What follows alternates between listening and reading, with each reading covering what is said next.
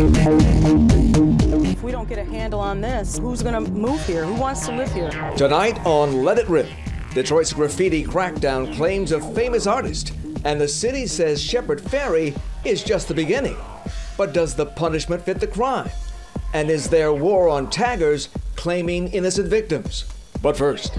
And I don't want no one to cry, but tell them if I don't survive, I was born free. Plus, Kid Rock taking heat for his past use of the Confederate flag. He says he hasn't used it in years, but that's not stopping a local civil rights group from demanding an apology. So should he back down now, or can we believe him when he said, I love black people.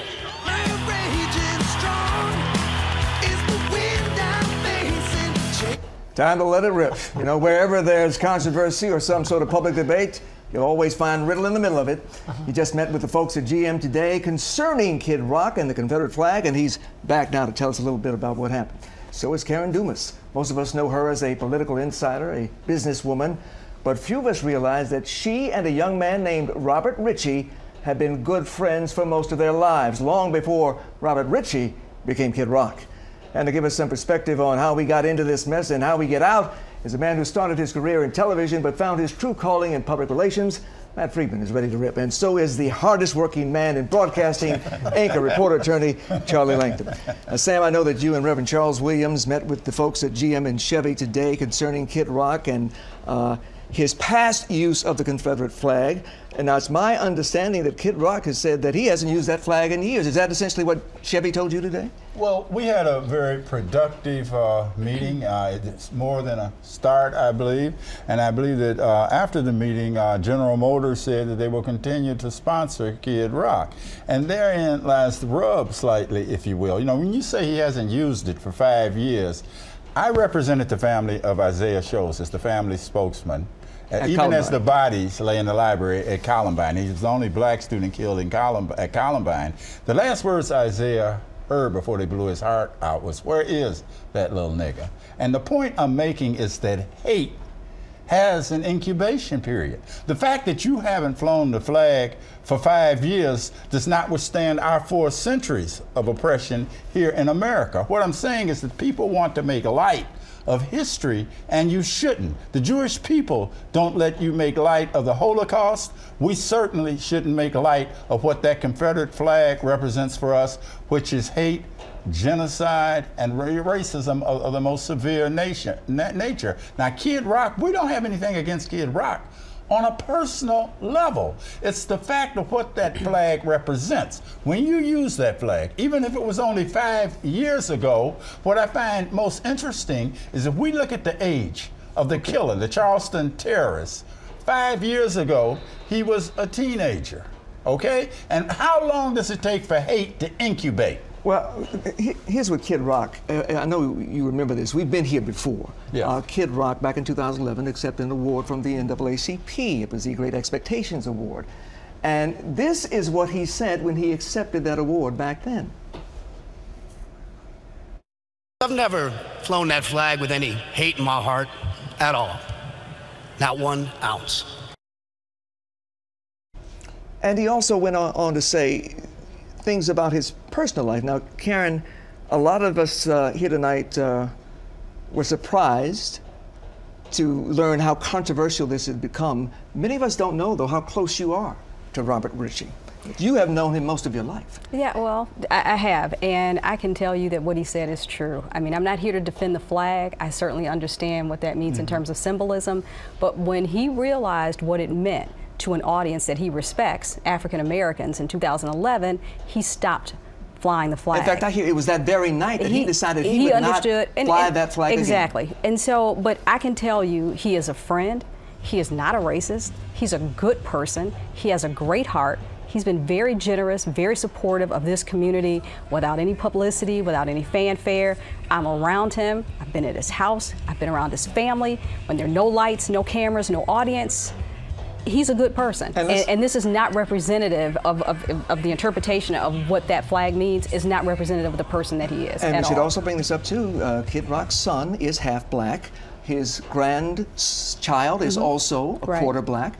There has been no indication that I have ever seen that he has been racist, that he has affiliated or embraced those attitudes. Meanwhile, Matt, I think the problem began with Fox News because the Megyn Kelly had a show and she talked about the protesters like Sam who were demanding that Kid Rock renounce the Confederate flag, and then Kid tweeted this response.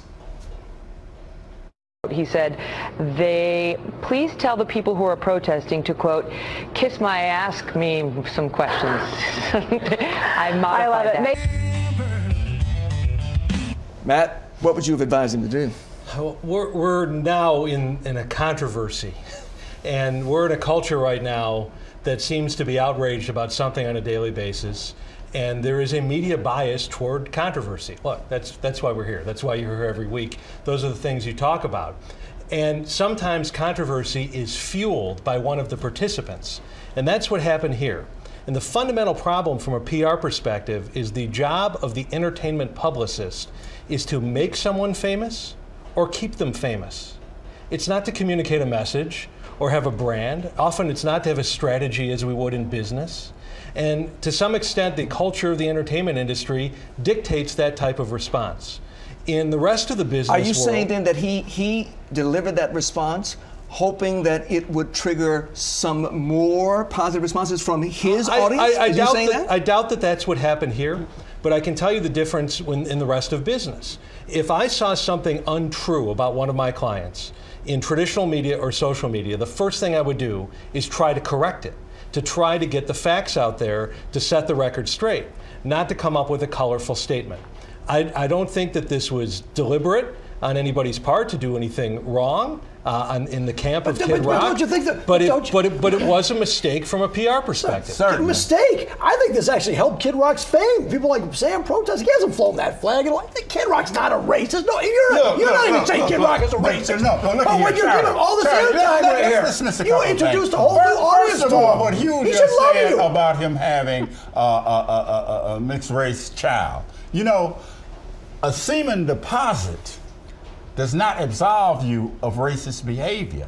When you are waving that flag, that is symbolic. No, I mean that. Everyone is talking about this guy like he should be absolved because he has a child by a black woman. No, that should not absolve him. It did not absolve Strom Thurmond at all. A Dixiecrat self-avowed racist had a black child. I agree. Thomas Jefferson, known slaveholder, had a black child. But Kid Rock is not Thomas Jefferson. Kid Rock is not Strom Thurmond. And he's not Strom Thurmond either. I think the problem becomes when we try to lump everybody into the same category.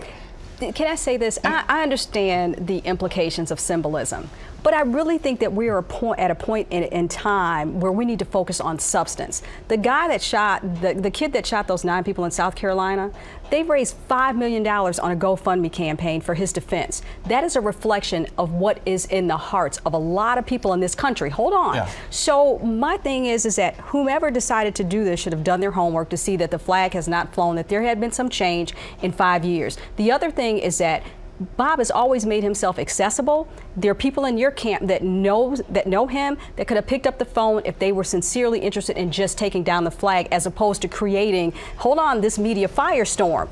And the other component is that we need to focus on the substance. I think we're at a time we need to try to focus on the substance when we talk about that damn flag. We need to try to garner a better understanding of each other and respect and tolerate those even if we don't understand or like them. So the symbolism versus the substance, I'm going to opt for the substance. And let us understand, the flag did come down in South Carolina. But the hate remains. I understand that we were all emotionally tied to that. And those 9 people, innocent people massacred by a man who had pictures of himself with a gun and a Confederate flag. But it is important too, and I think we should learn by the example of the families of the victims. It is important too not to judge everybody by the same narrow standard.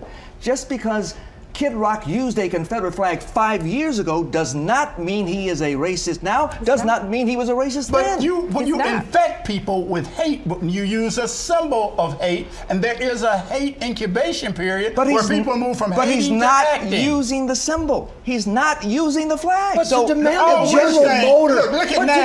General Motors not fund his concert? Yes, because you're enabling hate. You're enabling hate. You know, General Motors, if they stonewall it on on this, like they did the ignition switch piece, and there may be some of that in the corporate DNA, this could really blow up a lot more than you guys Matt, think. he could diffuse this very easily by doing what Tom Petty has done. Tom Petty, who also used the Confederate flag years ago, said, it was a stupid thing to do, I'll never do it again. Even Ted Nugent, an NRA member, staunch conservative, said even though he supports the so-called symbol of the Confederate flag as a symbol of Southern heritage, he would not wear it again today. Yeah, I think that is definitely an option here. That is a very logical option here. But through the prism of the entertainment industry, that doesn't happen sometimes. And I think the proof will come in this concert tour, so much of which is happening here in Detroit, which you're going to cover, this station's going to cover it, the media is going to cover it, and that will be where the proof comes on how Kid Rock really feels. Well, he's about going to have symbols. a bunch of people there, $20 a pop, and he can afford to charge that lower price because of General Motors bankrolling the tour. But understand, even that if he does not use the Confederate flag, he can't stop people in the crowd from bringing Confederate flags. There's nothing and that illegal doesn't mean about that he supports the flag at all. Yeah. And look, you know what I'd really like to say as we wrap up here, Huel? I'd really like to see Reverend Williams and Kid Rock stand next to each other and put this behind all of us. I'm not hating on Kid Rock. It's already behind. You're saying there's a solution to a problem that has been long resolved. No, the problem is not resolved. Oh, we shall see. All right, panel, we thank you for your comments and your insights. Thank you. Much more to come on this. Coming up, Detroit's graffiti crackdown. The city now getting tough on taggers.